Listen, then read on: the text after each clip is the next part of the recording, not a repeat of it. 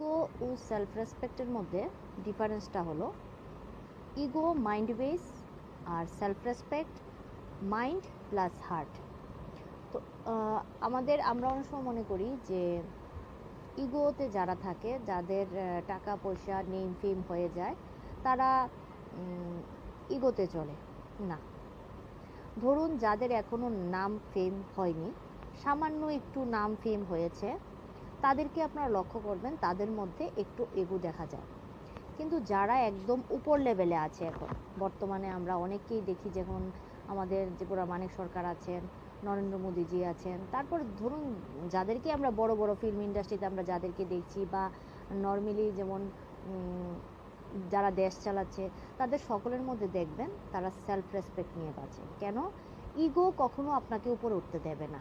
Ego আমাদেরকে struck করে। আপনি কাজ করবেন